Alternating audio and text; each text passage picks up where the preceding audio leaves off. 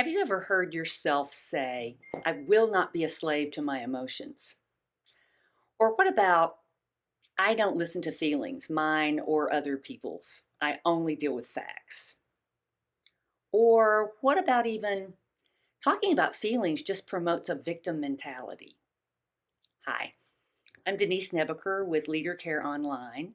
Recently, my husband Gary wrote about the problem of emotional avoiding, specifically selectively avoiding those emotions that are troublesome. Guilt, fear, shame, and a number of others. I think it's important for us to be able to recognize the myths we believe about something as important as our inner lives. And it's not easy to look at those things. One of the things that's so important about what Jesus came to do was that in the way he related, it was obvious that he wasn't here to give us some new things to think, but he was here to completely change the way we think.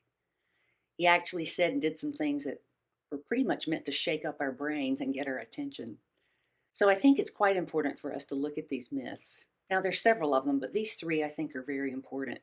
The first one, I will not be a slave to my emotions, really usually translates into, I believe that acknowledging feelings is the surest way to give them power over you, and I don't want to do that. Understandable.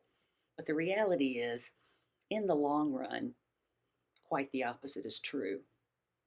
I don't listen to feelings, mine or anyone else's. I only deal with facts. This usually translates into I just don't have time for anything that gets in the way of my goals or my leadership.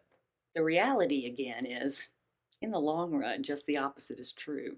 And being afraid that talking about feelings just promotes a victim mentality usually translates into I can control myself and others by denying the messiness of the human experience. Again, the reality is that just the opposite is true. And the Bible makes it clear that if we want to grow in wisdom and discernment, we have to live in reality.